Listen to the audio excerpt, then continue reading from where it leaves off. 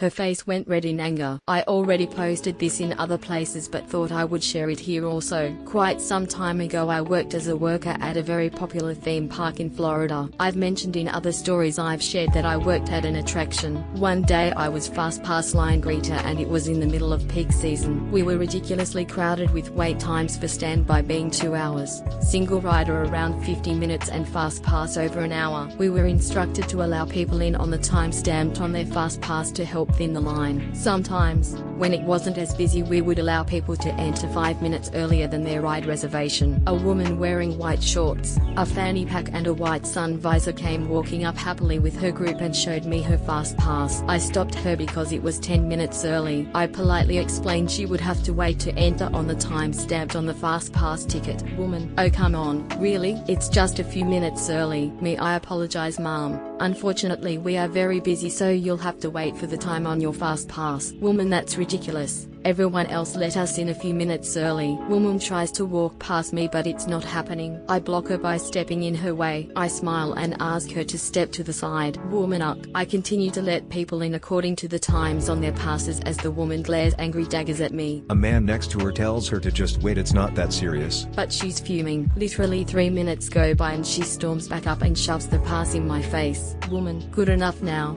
Can I go in now?" Me trying to remain magical: "Mom, you still have 7 minutes until you can enter. Please step to the side." Woman: "You're joking. 7 minutes? You're not seriously going to make me wait for 7 minutes?" Me: "Yes. Please step to the side." Another 2 minutes go by as a line of people come in. I check everyone's time, not looking at faces so much but hands and tickets. When I see the same ticket, I look up and it's the same woman again. She still had 5 minutes to wait. Now I'm irritated and she's irritated. I just stare at her for a few seconds quietly before doing a 2-finger point back to the side where her group and others were waiting patiently. She stormed back off as my co-worker Kay walked up with my brake slip. The woman instantly got a grin on her face when she saw I was about to leave. Her grin pissed me off and my petty box was immediately switched to on. I gave Kay a brief version of events and instructed him to make sure she waited until the exact time printed on the freaking fast pass ticket. He laughed a bit and said okay. I walk away but only a few feet when she sauntered over arrogantly grinning to Kay and shows him the ticket. Kay: "Sorry but you'll have to wait until the time printed on the fast pass ma'am." Woman with her face turning incredibly red in anger: "Did she tell you to do that?" Kay: "I have to work with her." Me standing pettily a few feet away.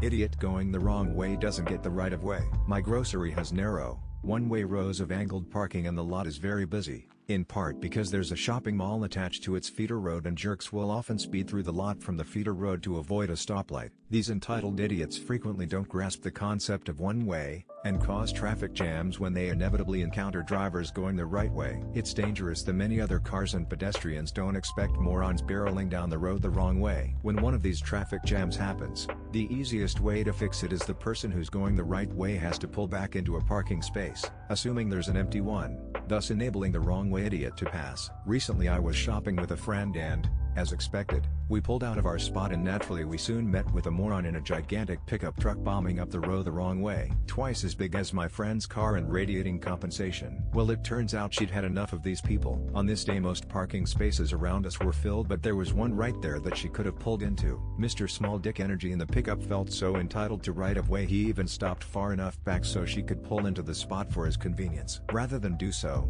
she surprised everyone by exaggeratedly slowing down and stopping a few feet from his huge bumper. Mr. Small Dick Energy then had the nerve to rev his engine a few times and kept creeping forward threateningly, as if he was going to force us to back way up to the end of the aisle, so he didn't have to do the same. My friend put the car in park and just waited. He then honked his horn at her, as if she were the one going the wrong way. She pulled out her phone and started recording him. I was kind of scared he might road rage us to death, but he didn't. Behind us, the stoplight he should have gone through turned green, and I could see him seething as he watched all the normal drivers he thought he'd cut off, getting their turn. In the end, infuriated, he threw his truck into reverse and slammed on the gas, backing up way too fast for a parking lot. About 4 parking spaces back, he miscalculated the angle of his wheel and wound the back of his pickup on a cart corral. Not a disabling accident, and luckily he didn't hit a pedestrian, but I'm sure that'll cost him a pretty penny. He didn't even stop to get out and inspect the damage, most likely because he'd managed to publicly shame himself in such a grand fashion. It was so satisfying. My parents are paying high rent to live in a roofless shack that cannot reach an internal temperature beyond 50 degrees. My father is disabled and sickly. The landlords regularly threaten and intimidate them. How do we do this? CA, throw away BC. I don't want this tied to my main. We need help. We've needed help for years, but it's gotten so much worse. We are simple working people, we don't know what we're doing, but I know this is big. I just need to talk to the right person, say the right thing, get this ball rolling. This is a lot, so I'm going to bullet point for simplicity. My parents have been renting this home for at least 5 years. The home in question is a converted garage. It is not insulated, it has never been insulated. We have ample proof of this. It shares property with the landlords. The rental agreement is sketchy at best, fully illegal at worst. My parents are both disabled and suffer from mental health issues. My father cannot work. My mother should not be working.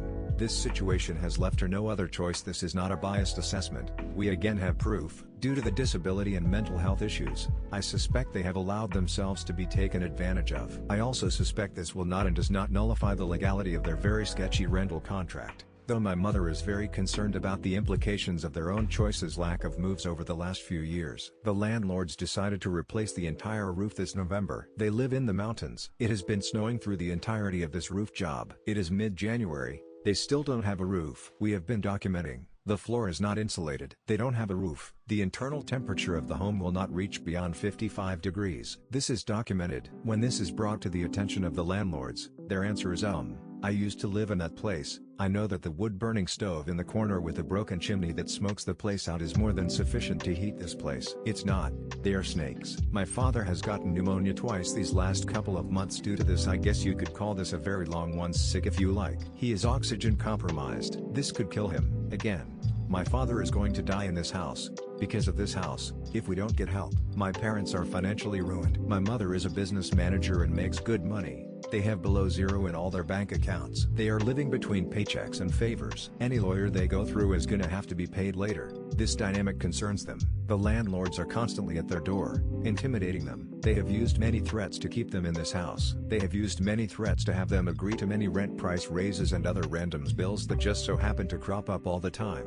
We have documentation, but some is text correspondence and receipts that go back years. I don't know how helpful this will be. My mother is kind and innocent, very easily taken advantage of. This has fucked them. I am very concerned that the snake landlords will hire a snake lawyer and fuck them over more. I think that's all, but my mind is officially spinning. I need advice on how to express this to a lawyer in a way that will get us the help we need, and what kind of tenant laws the lawyer we choose should specifically be educated in. Also, any questions I should be asking or moves I should be making. Also, just a hopeful or kind word if you guys have one for me. I'm feeling quite hopeless over this. I'm scared I'm gonna lose my daddy and these people are gonna get away with it. Edit. I just wanted to say thanks all for the advice and well wishes I have received here. You all have helped significantly with getting me back to a level head and coming up with a game plan.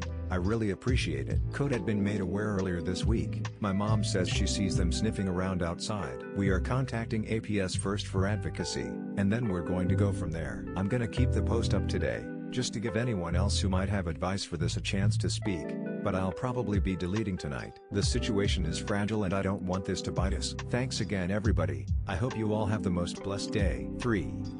Tifu by building a snowman. Very minor foo. Yesterday, I 33 meters experienced my first real encounter with snow. As a Texas native, born and raised, I've seen snow before but never in significant enough quantity to do anything with. But we ended up with about 6 inches of powdery goodness once the snow stopped falling. So I, in my infinite wisdom, decided to take my 6-year-old outside so we could build our first snowman together. I thought this could be a good bonding experience and she absolutely loved it. So, I gathered up supplies, gummy bears, a carrot and a hat and suited us up. I was not prepared. This shit is supposed to be fun. Well, little one had a blast. About halfway through building it, I was ready to vomit, sweating under like 3 layers of clothes, exhausted, and even kiddo was worn out by the end. But we got it done. He may be almost as lumpy and misshapen as I am, but we fully built our first snowman together. The real fallout is today though. Everything hurts. I feel like I just started weightlifting. My legs and back are screaming, and little one is all sore too. Why did nobody tell us that snow was so much work? TL Dr. Texas man completely unprepared for the effort required to build a snowman, now unsure if he really needs legs. We photoshopped a smile on Mill. We are now VLC, but another post reminded me of this saga. Mill had a habit of not smiling in photos at important events in our life engagement. My hands, Wedding. She wasn't self-conscious about smiling either. She smiles plenty and lots of photos up on her walls and for events of her other children. We edited the photos to give Mill the biggest smile. We never mentioned it and just put the pictures up on our wall for fun. We always saw her have a good close look at the pictures but she never commented.